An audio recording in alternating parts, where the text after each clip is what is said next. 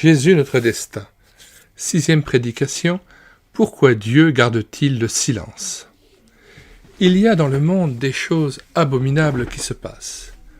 Aux alentours de 1937, dans une rue d'Essen, arriva face à moi un jeune garçon de 16 ans, l'air complètement hébété. Le connaissant par mon travail parmi les jeunes, je lui demandai « Que t'est-il donc arrivé ?»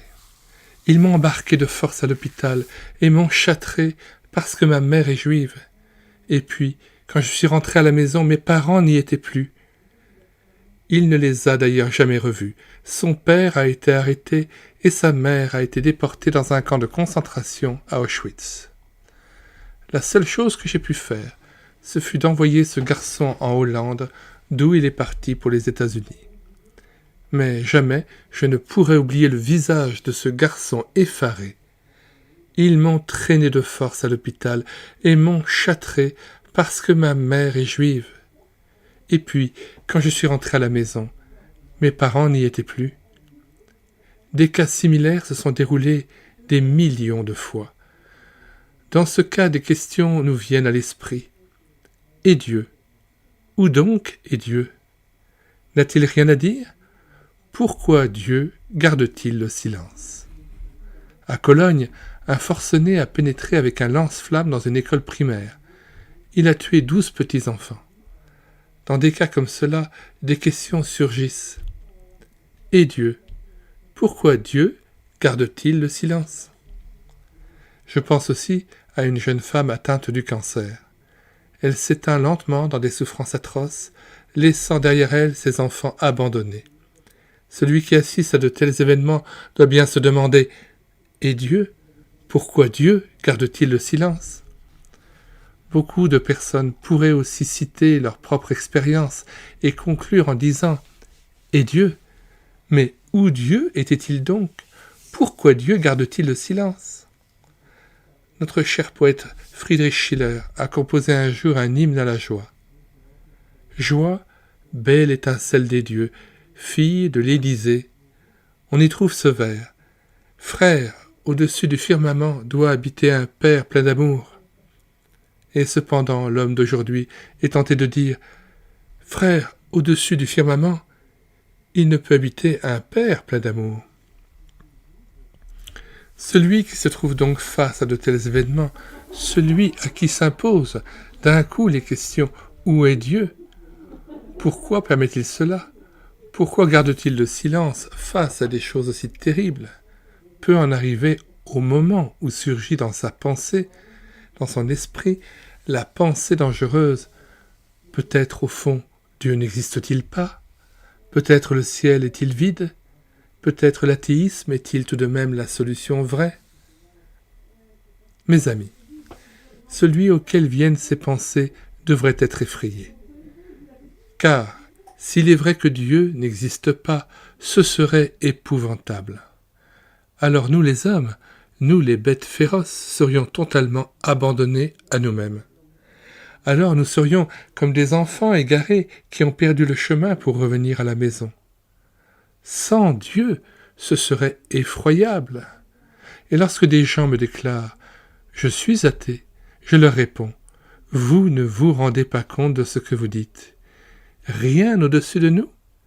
Que nous soyons abandonnés, livrés à nous-mêmes. Rien n'est plus terrible pour l'homme que l'homme, n'est-ce pas? Un proverbe romain affirme « Homo homini lupus », c'est-à-dire « Un homme est un loup pour l'homme ». C'est effrayant. Je ne pourrais pas vous dire combien de fois, en tant que pasteur, j'ai pu entendre cette phrase. Comment Dieu peut-il permettre tout cela? Pourquoi Dieu garde-t-il le silence devant tout cela? Et parce que cette question m'a été si souvent posée, je voudrais maintenant y répondre. Je dois cependant préciser dès le départ que je ne suis pas le secrétaire particulier de Dieu. Il ne m'a pas confié ses projets et je n'ai rien pris en sténographie. Vous saisissez? Au fond, il est même un peu stupide de poser des questions dont les réponses nous amèneraient à comprendre Dieu. Au mieux, la pensée de Dieu que je pourrais saisir serait celle d'un doyen ou d'un surintendant. Eux, je peux encore les saisir, mais Dieu, je ne peux pas le comprendre vraiment. D'ailleurs, Dieu dit dans la Bible, « Mes pensées ne sont pas vos pensées, et mes voix ne sont pas vos voix. » C'est très clair. Ayant malgré tout une certaine connaissance de la Bible, je voudrais à présent répondre de mon mieux à la question « Pourquoi Dieu se tait-il » 1. L'attitude totalement fausse. Tout d'abord, je voudrais préciser que la question « Pourquoi Dieu se tait-il » est posée à l'envers. En effet, elle est posée comme dans le cadre d'une salle d'audience où, d'un côté, à la place du juge, serait assise Madame Dupont ou le pasteur Bush, et de l'autre, sur le banc des accusés, Dieu. Ensuite, nous dirions « Accusé Dieu, comment peux-tu permettre tout ce qui se passe? Pourquoi gardes-tu le silence face à tous ces événements ?» Je voudrais vous le dire très clairement. Le Dieu qui nous laisserait nous asseoir à la place du juge et qui prendrait place sur le banc des accusés, ce Dieu-là n'existe pas. Je me souviens d'une anecdote impensable qui m'est arrivée alors que j'étais encore jeune pasteur. J'avais 27 ans et venais juste d'arriver à Essen, lorsqu'un important mouvement de grève des mineurs éclata. À l'époque, cette grève excita d'ailleurs beaucoup les esprits. Un jour, alors que je passais près d'une place, il y avait un homme debout, sur une caisse à savon, qui cherchait à convaincre, de la voix et du geste, les gens qui s'étaient rassemblés autour de lui. Il parlait d'enfants affamés, de salaires, d'exploiteurs et de chômage. Tout à coup, il m'aperçut, vit qui j'étais, et commença à vociférer. « Tiens, voilà le bon Dieu. Viens donc un peu par ici. » Généralement, je réponds toujours à une aimable invitation. Je m'avance donc vers ce groupe de personnes. Les gens s'effacent pour me frayer un chemin jusqu'à l'orateur. Et d'un coup, je me trouve face à une centaine de mineurs debout autour de moi. J'avoue que je me sentais tout de même un peu mal à l'aise, car à l'université, on ne m'avait pas préparé à me trouver dans de telles situations. C'est alors que celui qui haranguait les gens s'écria « Écoute un peu, le bon Dieu. S'il y a un Dieu, ce dont je doute. Mais s'il y en a un, le jour où je vais mourir, je me présenterai devant lui et je lui dirai, il se mit à gueuler. Pourquoi permets-tu que des hommes soient déchiquetés sur les champs de bataille? Pourquoi permets-tu que des enfants meurent de faim alors que d'autres jettent leur repas parce qu'ils en ont trop? Pourquoi permets-tu que des hommes meurent lamentablement du cancer? Pourquoi? Et puis je lui dirai, toi, Dieu, descends de ton trône, va-t'en, fous le camp. Ainsi s'exprimait cet homme. Alors moi aussi je me suis mis à gueuler. C'est exact, qu'il foute le camp, un Dieu pareil, va-t'en. D'un seul coup, un grand calme régna. L'orateur tout étonné me dit, un instant, vous êtes bien pasteur, alors vous ne pouvez tout de même pas crier « fous le camp ». Là-dessus, je lui ai répondu « Écoute un peu, mon vieux. Le Dieu devant lequel tu veux te présenter de cette façon, devant lequel tu pourrais ouvrir une si grande gueule, à qui tu pourrais demander des comptes de cette façon, et devant qui tu te dresserais comme juge et lui comme accusé, ce Dieu-là n'existe que dans ton imagination. À un Dieu comme le tien, moi aussi, je ne peux que dire qu'il s'en aille un pareil Dieu, qu'il s'en aille ce Dieu ridicule que notre époque s'est elle-même fabriqué, que nous accusons, que nous pouvons mettre de côté ou appeler à la demande. Un Dieu comme cela n'existe pas. Par contre, je dois te dire ceci, il existe un autre Dieu, un Dieu vrai. Devant lui, c'est toi qui te présenteras en tant qu'accusé, et alors tu ne pourras même pas l'ouvrir, car c'est lui qui te demandera « Pourquoi ne m'as-tu pas honoré? Pourquoi n'as-tu pas fait appel à moi? Pourquoi as-tu vécu dans l'impureté? Pourquoi as-tu menti? Pourquoi as-tu haï? Pourquoi t'es-tu disputé? Pourquoi as-tu » Il te posera ces questions-là, et les paroles te resteront coincées dans la gorge. Tu resteras absolument sans réponse. Il n'existe pas un Dieu auquel on puisse dire « va-t'en ». Par contre, il y a un Dieu saint, vivant, réel, qui pourrait un jour nous dire « loin de moi ». Je voudrais vous dire également ceci. Si vous entendez de nos jours des gens qui adressent à Dieu des reproches du genre « comment Dieu peut-il permettre cela ? Pourquoi Dieu garde-t-il le silence ?» Répondez-leur. Seul un Dieu ridicule, imaginaire, pourrait être accusé. En fait, il existe un seul Dieu, un Dieu saint qui, lui, nous accuse, vous et moi. Avez-vous observé les commandements de Dieu ? Quelle idée vous faites-vous donc à ce sujet ? Dieu prend au sérieux ses commandements. C'est nous qui sommes les accusés et non pas Dieu. Voilà le premier point que je voulais affirmer bien clairement. Ainsi, cette attitude est fausse. 2. Le silence de Dieu signifie son jugement. Pourquoi Dieu garde-t-il le silence ? C'est vrai, Dieu en effet garde souvent le silence. Mais le silence de Dieu est un jugement contre nous le plus terrible qui soit. Je suis convaincu qu'il y a un enfer. Certainement pas comme il est représenté sur bien des images, où le diable est en train de rôtir des âmes ou autres bêtises semblables. Je crois cependant que l'enfer arrivera lorsque Dieu n'aura plus rien à dire aux hommes. Alors vous aurez beau l'invoquer, alors vous aurez beau prier, alors vous aurez beau crier, Dieu ne vous répondra plus.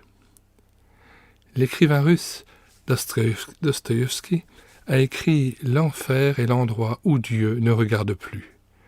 Là où nous avons réussi à nous débarrasser définitivement de lui, là où nous sommes réellement abandonnés par Dieu. Oui, le silence de Dieu, c'est son jugement. Ainsi, l'enfer commence dès ici-bas, lorsque Dieu garde le silence. J'aimerais à ce sujet vous raconter une histoire tirée de la Bible. Sodome et Gomorrhe étaient deux villes hautement cultivées d'une civilisation raffinée. Ces villes ne nièrent pas Dieu. Probablement y avait-il des pauvres types du genre des pasteurs, mais on ne prenait tout simplement pas Dieu au sérieux. Pour des mariages ou des enterrements sans doute allait-on encore déranger le bon Dieu, mais pour tout le reste on ne s'occupait pas de lui. On foulait aux pieds tous ses commandements. À Sodome habitait un homme pieux appelé Lot. De temps à autre il affirmait « On ne peut pas traiter Dieu de cette façon-là. Ne vous y trompez pas, on ne peut pas se moquer de Dieu. Ce qu'un homme sème, il le récoltera. » Et les gens lui répondaient « Ne raconte donc pas de bêtises. Tu n'es pas pasteur. Arrête donc de raconter tes blagues. Ce que l'homme sème, il le récoltera aussi. » Un jour, l'aurore s'est levée, et Dieu ayant fait sortir Lot au préalable, fit pleuvoir du ciel sur ces deux villes du feu et du soufre. Cela nous avons pu le connaître pendant la guerre avec les bombes. Mais Dieu peut faire la même chose sans avion. Je peux facilement imaginer la façon dont les gens ont sauté de leur lit en hurlant « Aux abris !» On se précipite dans les caves, et bientôt il y règne une chaleur suffocante, comme dans un four. Et quand elle est devenue insupportable, court un nouveau mot d'ordre « Il faut sortir de là !» Alors on se jette dehors.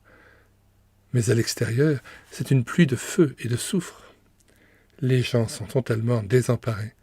Ils ne peuvent pas rester dehors, et à l'intérieur des caves, ils étouffent littéralement. Tel est le récit de la Bible. Pour ma part, je me suis imaginé dans cette situation des personnes regroupées ensemble. Cette fois, ce n'est pas la Bible qui raconte cela. Il y aurait donc là une jeune femme du monde pour qui Dieu serait un brave homme, bien gentil. Un monsieur déjà d'un certain âge capable de donner son nom à chaque bouteille de vin grâce à la délicatesse de son palais, un homme qui n'aurait rien contre le bon Dieu, mais qui lui serait totalement indifférent. De telles personnes seraient là ensemble dans une cave, des gens aimables, des gens comme il faut, de braves citoyens, des contribuables honnêtes. Tous auraient leurs secrets ancrés au plus profond d'eux-mêmes. comme chacun d'entre vous ici aujourd'hui aussi. La chaleur deviendrait de plus en plus suffocante à l'intérieur de la cave. Ils voudraient sortir, mais ils ne pourraient pas, car partout la destruction ferait rage. C'est alors qu'une peur panique les saisirait. Le gros monsieur dirait tout à coup « Dites-moi, Lot avait tout de même raison. » Dieu est réellement vivant.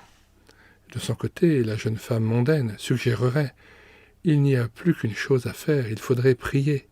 Qui sait prier ?» Alors les mains se lèveraient, car dans l'Antiquité on priait les mains levées, des mains qui ne s'étaient encore jamais dirigées vers le ciel, et tout d'un coup la prière jaillit. « Seigneur, aie pitié, nous avons péché, nous t'avons dédaigné. Mais arrête tout cela, voyons. Tout de même, tu es le bon Dieu, tu es quand même miséricordieux.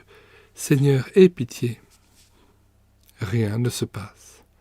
On entend seulement les hurlements et le crépitement du feu.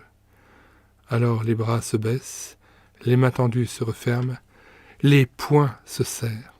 « Dieu, pourquoi gardes-tu le silence ?» Rien, on n'entend que le fracas du feu. Ces gens maintenant peuvent toujours prier ou maudire, Dieu ne répondra plus. Il y a une limite qu'un homme, une ville ou un peuple ne doit pas franchir, une limite d'indifférence face au Dieu vivant. À partir de cette limite, Dieu n'entend plus, ne répond plus. Vous pouvez alors prier ou maudire, il ne répondra plus. Comprenez-vous maintenant que ce silence d'alors était contre Sodome le jugement le plus terrible qui soit? Dieu n'avait plus rien à leur dire. Lorsque je vois notre pays dans sa totale indifférence à la vérité de Dieu, au commandement de Dieu et au salut de Dieu, il arrive souvent qu'un frisson d'horreur me parcourt tout entier. Peut-être un jour, que vous priez ou que vous maudissiez, expérimenterez-vous à votre tour le fait que Dieu n'aura plus rien à vous dire. Dans un passage de la Bible, Dieu dit « Je vous ai appelé et vous n'avez pas répondu. Pourquoi gardes-tu le silence, homme, quand Dieu t'appelle ?» Ainsi donc, le silence de Dieu est le plus terrible de ses jugements. Le troisième point que j'aimerais aborder est le suivant. 3. L'éloignement empêche d'entendre. Si nous avons l'impression que Dieu se tait, c'est peut-être que nous sommes trop éloignés de lui. Récemment, j'eus la visite d'un jeune homme qui me dit « Pasteur Bush, vous m'énervez, vous n'arrêtez pas de parler de Dieu. Je vous rencontre dans la rue par hasard et déjà vous recommencez à parler de Dieu. Dieu, je ne l'entends pas. Dieu, je ne le vois pas. Où parle-t-il? Je n'entends rien. » Je lui répondis « Jeune homme, connaissez-vous l'histoire du fils prodigue ?»« Oui, à peu près. » « À peu près, ce n'est pas suffisant. Je vais vous la raconter. C'est une histoire que Jésus lui-même nous a laissée. Un riche propriétaire terrien avait 2 fils. L'un d'eux était un peu inconséquent. Se sentant trop à l'étroit chez son père et trouvant que ça sentait le moisi, en un mot, que ça ne lui convenait plus, il déclara un jour à son père « Vieux, donne-moi ma part d'héritage. Donne-moi l'argent maintenant, car je veux parcourir le monde. » Son père le lui donna, et le fils partit dans ce vaste monde. À son sujet, la Bible dit de lui « Il dilapida son bien en vivant dans la débauche. » Il est aisé de s'imaginer avec quelle facilité on peut dépenser son argent dans les grandes villes. C'est alors précisément à ce moment-là que survinrent la famine et le chômage, si bien que la situation se détériora d'une façon critique et qu'il en arriva finalement à être gardien dans une étable à cochons. En Israël, les cochons étaient considérés comme des animaux impurs, si bien que, pour un Israélite, devenir gardien de cochons était vraiment ce qui pouvait lui arriver de pire. Mais en période de famine, il était finalement bien content de pouvoir manger ce qu'il volait dans les auges à cochons. Là où il se trouvait, entendre la voix de son père lui était impossible, car il était tout simplement trop éloigné de lui. Le fils prodigue pouvait alors se dire « Je n'entends plus la voix de mon père », et il est bien évident qu'il ne l'entendait pas. Permettez-moi de faire une parenthèse et de m'imaginer cette histoire comme la Bible ne la raconte pas.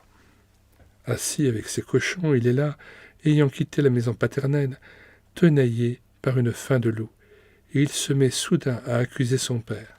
« Comment peux-tu permettre que je sois ainsi dans cette mouise ?» Le monde d'aujourd'hui se trouve, à mon avis, dans la même situation. Il a abandonné Dieu. La misère se précipite sur lui et il crie. Comment Dieu peut-il permettre cela? Pourquoi Dieu garde-t-il le silence? Jésus, lui, raconte l'histoire du fils prodigue d'une autre façon. Il y a un moment dans la vie de ce jeune homme où il se reprend. « Mais je suis fou. Chez mon père, il y a du pain en abondance. Et moi, je suis en train de mourir de faim. Je vais donc partir, retourner chez mon père et lui dire « Père, j'ai péché ». Il se met donc en route et reprend le chemin de la maison. Le voyant arriver de loin, son père court à sa rencontre et le fils prodigue lui dit « Père, j'ai péché ». Son père alors le prend dans ses bras et ordonne « Apportez le plus bel habit, passez-lui un anneau à son doigt et mettez-lui des chaussures aux pieds. » Soudain, il entend la voix de son père. Si vous n'entendez pas la voix de Dieu, c'est que vous êtes trop loin de lui.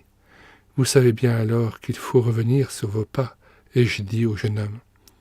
Des hommes peuvent être très loin de Dieu, en arriver au sens figuré au stade des cochons, comme le fils prodigue. De cela, j'ai toujours été conscient, même lors de la période où je ne croyais pas du tout, comme lieutenant lors de la Première Guerre mondiale. Je pensais alors, au fond, je devrais revenir sur mes pas. Je n'ai encore jamais rencontré un homme qui n'en soit pas conscient au plus profond de lui-même. Je devrais revenir sur mes pas. La femme la plus hypocrite déclare « Je suis comme il faut ». Mais si l'on parle plus longuement avec elle, elle finit par avouer « Oui, au fond, je devrais revenir sur mes pas. Il y a dans ma vie bien des péchés et mon cœur est dur comme la pierre. Chacun sait pertinemment, je devrais revenir sur mes pas. Pourquoi ne le faites-vous pas? Revenez sur vos pas, et alors vous entendrez aussi la voix du Père. Je dois vous dire encore autre chose au sujet de la question « Pourquoi Dieu garde-t-il le silence ?»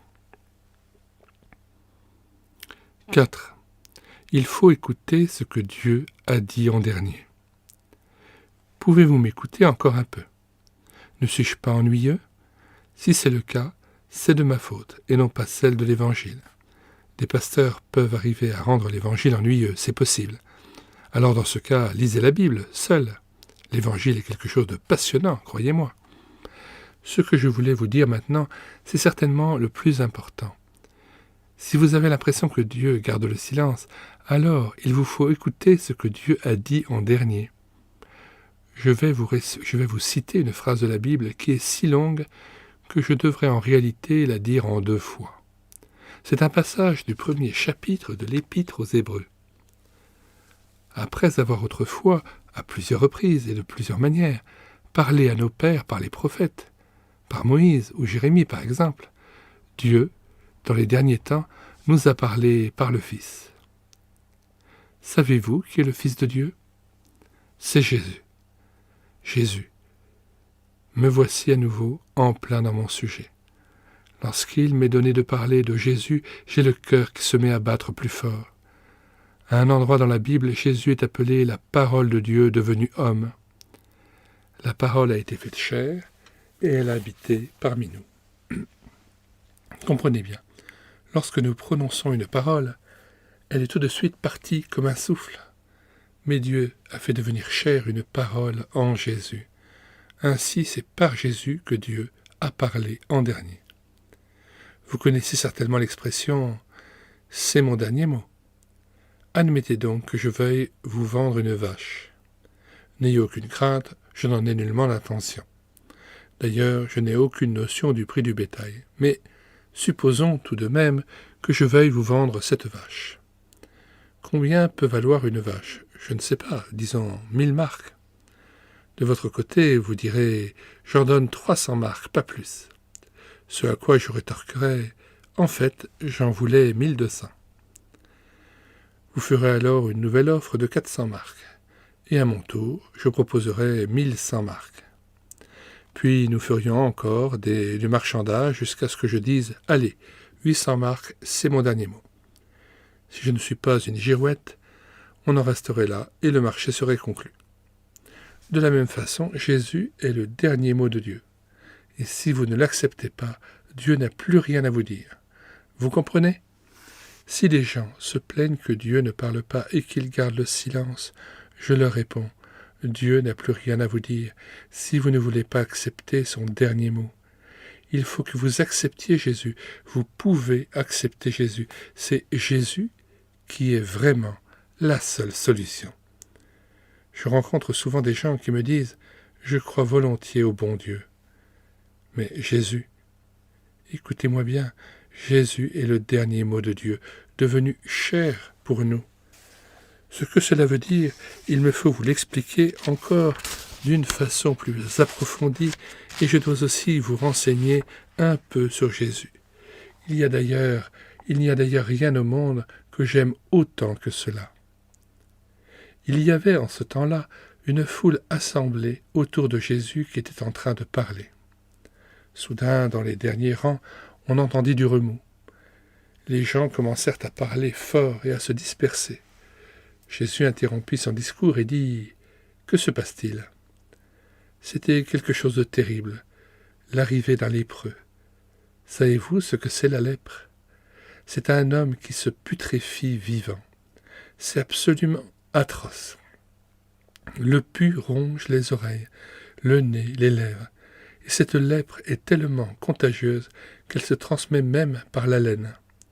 C'est pourquoi les lépreux devaient vivre dans le désert et ne pas se montrer devant les autres hommes. Ainsi donc, voici que se mêle à la foule en plein milieu un de ces lépreux.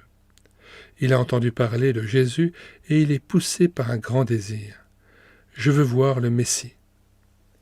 Une fois arrivé, vous pensez bien que cet homme parvient facilement à se frayer un chemin, puisque les gens reculent à toute vitesse à sa simple vue. Rapidement, ils se mettent à vociférer. « Hé, toi, va-t'en, hors d'ici !» Saisissant des pierres, ils le menacent, sans parvenir à le faire reculer. Je peux facilement m'imaginer la scène. Au sein de la foule qui recule horrifiée, s'ouvre un passage par lequel ce lépreux s'engage et avance, jusqu'à ce qu'il soit devant Jésus. En fait, il ne se tient pas debout devant Jésus, mais il tombe à genoux devant lui, dans la poussière, et pleure en racontant toute sa souffrance.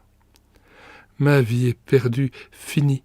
Jésus, si tu le veux, tu peux me rendre pur. Viens à mon secours. » Vous savez, un homme brisé et le Sauveur, le Fils de Dieu, sont faits pour se rencontrer. Il doit en être ainsi. Notre misère doit venir rencontrer Jésus. Oh, comme je souhaiterais pour vous que vous laissiez de côté votre religiosité et que vous apportiez votre misère devant Jésus.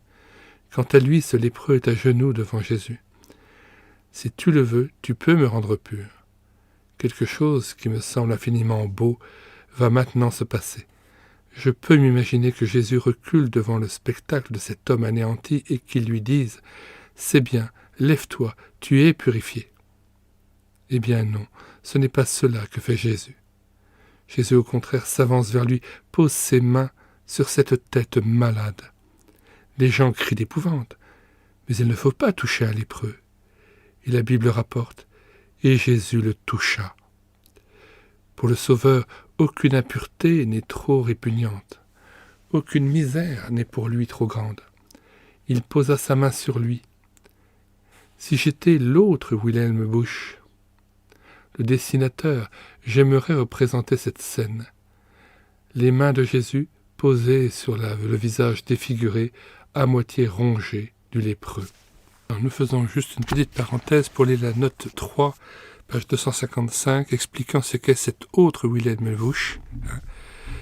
Il s'agit en fait d'un poète et dessinateur allemand, 1832-1908, bien différent bien sûr du pasteur Wilhelm Busch qui a écrit cet ouvrage, critique acerbe de l'État, de l'Église et de la bourgeoisie. Il a composé de véritables petits chefs-d'œuvre dont l'originalité réside dans la concision et l'humour de ses vers joints à la satire de ses croquis. Retour au texte. Si j'étais donc Wilhelm Busch, le dessinateur, j'aimerais représenter cette scène. les mains de Jésus posées sur le visage défiguré, à moitié rongé du lépreux. C'est cela, Jésus, le miracle de tous les temps. Et si aujourd'hui il y a ici quelqu'un qui se sente rejeté par tous, alors Jésus posera sa main sur lui et lui dira « Tu es sauvé, tu seras à moi ». Si aujourd'hui il y a ici quelqu'un qui se sent tourmenté par son impureté et ses péchés, Jésus posera sa main sur lui et lui dira « Sois purifié ». En Jésus, tout l'amour de Dieu vient à nous, au beau milieu de notre misère, de notre péché, de notre impureté, de notre maladie. Jésus est la parole de Dieu fait homme. Pensez maintenant que les gens disent « Pourquoi Dieu garde-t-il le silence ?» Dieu n'a-t-il donc pas parlé assez clairement et merveilleusement? Peut-on affirmer ainsi que ce n'est pas parlé de la part de Dieu? De plus, ce Jésus a été un jour allongé sur une croix. On lui a transpercé les mains et les pieds avec des clous. Puis on a dressé la croix. Autour de cette croix était rassemblée une foule déchaînée. Des soldats romains essayaient de contenir les gens. « Venez, nous allons nous joindre à cette foule et nous allons nous tenir au pied de cette croix. » Regardez-le, l'homme du Golgotha. Le chef couvert de blessures, meurtri par nous pécheurs. Chef accablé d'injures, d'opprobre, de douleurs. Et c'est d'épines cruelles qu'on te voit couronné. Regardez-le, demandez-lui « Pourquoi es-tu attaché là ?» Il vous répondra « Parce que tu es coupable devant Dieu. Ou bien tu paies le prix de ta culpabilité, ou tu vas en enfer, ou bien je le paie ici à ta place. L'un des deux doit payer. Je veux le faire pour toi.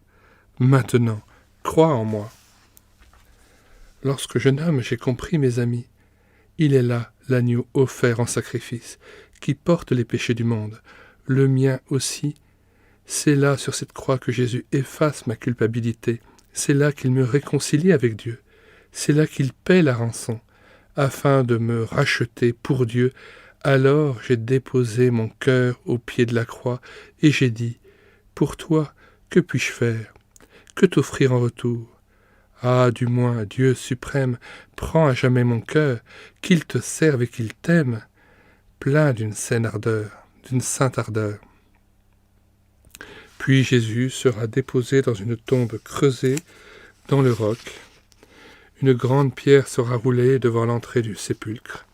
Des soldats romains monteront la garde devant cette sépulture, et à l'aurore du 3e jour, d'un seul coup, tout devient éblouissant comme si une bombe atomique venait d'exploser à proximité, tellement éblouissant que les soldats romains, de grands gaillards, rien à voir avec des vieilles filles hystériques, en tombent évanouis. La dernière chose qu'ils verront, c'est ce Jésus dans sa gloire, sortant de son tombeau creusé dans le roc. Je ne suis pas en train de vous raconter un conte de fées. Je vous parle de ce que je sais, c'est-à-dire que Jésus est ressuscité des morts. Ce Jésus qui est mort pour vous est maintenant vivant. Il n'existe pas une seule personne pour laquelle Jésus ne serait pas mort. Mais ce Jésus est maintenant vivant, et il vous appelle étant le dernier mot de Dieu. La question décisive de votre vie est de savoir si vous l'acceptez ou non. Pourquoi Dieu garde-t-il le silence? En fait, Dieu ne se tait pas, mes amis, et il parle. Sa parole s'appelle Jésus, ce qui veut dire amour, grâce, miséricorde. J'ai vécu dans ma vie des heures terribles, emprisonné par les nazis, ou pendant les bombardements lors de la dernière guerre. Je me rappelle l'un des moments les plus horribles. Un cri d'horreur se noua dans ma gorge lorsque, lors des bombardements, j'ai été amené dans une cour. Environ 80 cadavres étaient allongés autour de moi, que l'on avait déterrés d'un abri pendant la journée. J'avais certes déjà vu des images aussi terribles sur les champs de bataille lors de la Première Guerre mondiale, mais ceci était encore plus effrayant. Ce n'étaient pas des soldats qui gisaient là, mais des vieillards, des femmes dont les traits étaient marqués par le travail et des enfants, de tout petits enfants amaigris, sur les petits corps desquels on reconnaissait les privations d'une longue guerre. Des enfants, qu'avaient-ils à voir avec cette guerre folle? Alors que je me tenais là, au milieu de tous ces cadavres, seul dans cette angoisse, seul dans un silence mortel, je me suis mis à crier intérieurement. Dieu, mais où donc es-tu? Pourquoi gardes-tu ainsi le silence? Et brusquement, en moi-même, ressurgit ce verset de la parole biblique. Dieu a tant aimé le monde qu'il a donné son Fils unique. Dieu lui-même a dû me crier cette parole plus profonde de mon désespoir. Tout à coup je vis dresser devant moi la croix du Golgotha sur laquelle Dieu laisse couler le sang de son Fils pour nous. Je ne comprends pas Dieu.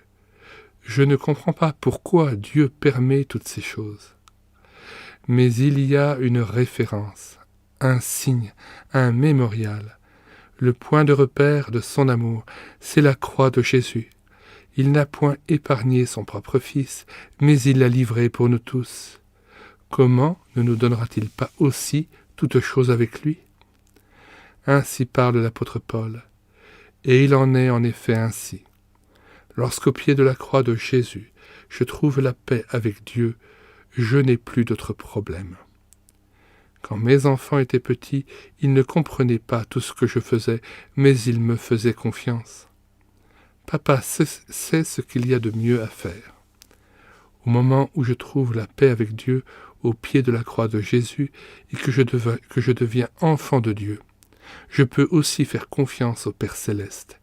Il sait ce qu'il y a de mieux à faire. Et alors, toutes mes questions sont résolues. Tout dépend donc du fait que vous acceptiez et accueilliez le dernier mot de Dieu, Jésus. Pouvez-vous m'écouter encore 5 minutes? Il faut que je vous dise quelque chose de très important. 5. Le silence de Dieu peut être un appel de sa part. On peut discuter pendant des heures. Pourquoi Dieu permet-il ceci ou cela? Mais cette question ne devient réellement actuelle et brûlante que lorsqu'elle vous touche personnellement. N'est-ce pas votre avis? Dans toutes les occasions les plus sombres de ma vie, je n'ai pu m'en sortir qu'à partir de la croix de Jésus. Récemment, une jeune fille au comble du désespoir me confiait « Il m'est impossible de continuer à vivre ». Je ne sais pas dans quelle situation vous vous trouvez personnellement, mais pour les périodes difficiles de votre vie, je voudrais vous dire ceci. Ce qui est important, ce n'est pas de se demander « Pourquoi ? Pourquoi ?»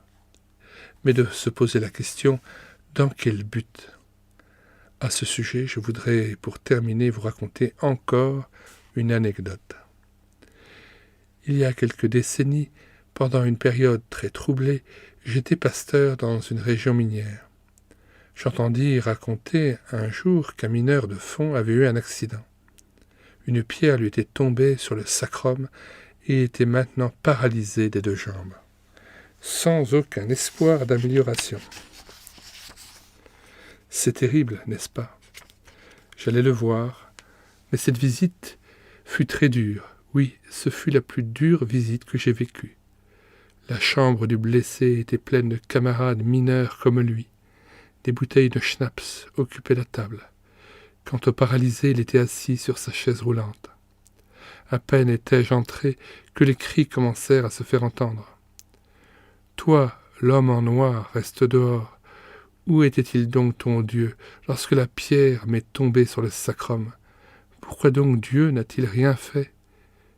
Suivirent les blasphèmes. C'était comme l'enfer. Je n'ai pas pu dire un seul mot et je suis parti. J'avais quelques amis au nombre des mineurs de cette région. C'est donc à eux que j'ai raconté ma visite le lendemain soir, pendant le club chrétien des hommes. Une semaine plus tard, alors que j'allais commencer la réunion, la porte s'ouvrit avec un grand fracas, et l'homme paralysé des 2 jambes fut roulé sur sa chaise roulante dans la pièce. Ses amis mineurs étaient tout simplement allés le chercher et l'avaient amené avec eux à notre club des hommes. Je ne sais pas s'ils lui ont demandé longuement son avis. Probablement pas, mais de fait, il était là, devant moi. J'ai parlé ensuite du texte « Dieu a tant aimé le monde », non pas pour nous faire la vie en rose, mais pour nous donner son Fils. Je parlais de Jésus, le dernier mot de Dieu, qu'il nous faut écouter, et je continuais, afin que tous ceux qui croient en Jésus ne soient pas perdus. Et cet homme écoutait. Pour la première fois, il entendait parler de Jésus. Et tout à coup, il eut une lueur d'espoir. Je vais abréger son histoire, mais 3 mois après, il appartenait au Seigneur Jésus. J'ai du mal à vous raconter combien tout était devenu nouveau pour lui. Son appartement même rentrait dans l'ordre. Là où, auparavant, on n'entendait que des blasphèmes, retentissaient maintenant des cantiques sur Jésus. Ses anciens amis ne venaient plus chez lui, mais à la place, il en avait de nouveaux. Les bouteilles de schnapps avaient disparu, à la place, il y avait sur la table la Bible. Sa femme et ses enfants revivaient. Peu de temps avant sa mort, je lui rendis visite. C'est pour moi un souvenir inoubliable. Il avait un nom fort sympathique, il s'appelait en effet Monsieur Lapie. Il ne m'en voudra pas si je donne son nom. Il est maintenant dans l'éternité. Lapie, lui ai-je demandé, comment ça va ? Ah, dit-il, depuis que ma vie appartient à Jésus, depuis que j'ai le pardon de mes péchés, depuis que je suis enfant de Dieu, chaque jour, chez moi, est... Il réfléchit un moment, puis il reprit, comme le jour avant Noël. C'est vraiment bien exprimé de la part d'un mineur, vous ne trouvez pas ? Puis il ajouta ce que je n'oublierai jamais. Bouche, bientôt, je vais mourir, je le sens. On se tutoyait, car nous étions devenus bons amis. Après, je franchirai le portail et je me tiendrai devant Dieu. Pour moi, c'est tout à fait évident. Avec la mort, ce n'est pas fini. Et dans l'éternité, je me tiendrai devant le trône de Dieu, je tomberai à genoux devant lui et le remercierai de m'avoir brisé la colonne vertébrale. Lapie, voyons, l'interrompis-je, effrayé, qu'est-ce que tu racontes ? Puis il reprit. Je sais ce que je dis. Si cela ne m'était pas arrivé, si Dieu m'avait laissé continuer à vivre comme un impie, je serais allé tout droit en enfer pour la perdition éternelle. Il a donc fallu que Dieu, dans son amour, pour mon salut, intervienne de façon si dure et me brise la colonne vertébrale, afin que je puisse trouver le chemin vers son Fils, vers Jésus. Grâce à Jésus, je suis devenu un joyeux enfant de Dieu. C'est pourquoi j'aimerais lui dire merci. Puis il prononça une phrase qui est restée gravée en moi pour toujours. Il vaut mieux appartenir à Jésus, paralysé, et être enfant de Dieu, que de sauter en enfer avec 2 jambes en bonne santé. Jamais je n'oublierai la façon dont cet homme avait exprimé cela. Il vaut mieux appartenir à Jésus paralysé et être enfant de Dieu, que de sauter en enfer avec 2 jambes en bonne santé. Je lui ai simplement répondu, « Mon cher Lapie, vois-tu, Dieu t'a envoyé une épreuve terriblement dure. Au début, tu étais révolté. Où était donc Dieu ? Pourquoi Dieu a-t-il gardé le silence ? Et maintenant tu as compris la raison pour laquelle Dieu a permis cet accident. Il a voulu t'attirer à Jésus, afin que Jésus puisse t'attirer à lui. » Voyez-vous, nous ne devrions pas poser la question « pourquoi ?», mais plutôt « dans quel but ?» Arrivé à ce point, je voudrais vous dire ceci. Je suis persuadé que toutes les épreuves qui nous arrivent sont permises par Dieu, afin que, par Christ, il puisse nous attirer à lui. Combien j'aime chanter les strophes de ce cantique. « Attire-moi, ô Père, vers le Fils, pour que ton Fils m'attire à nouveau vers toi, que ton esprit habite dans mon cœur et gouverne mes pensées et ma raison, afin que je goûte et sente ta paix, ô Dieu, et pour cela te chante et joue dans mon cœur. Je souhaiterais que vous chantiez ce cantique avec moi dans un esprit de prière.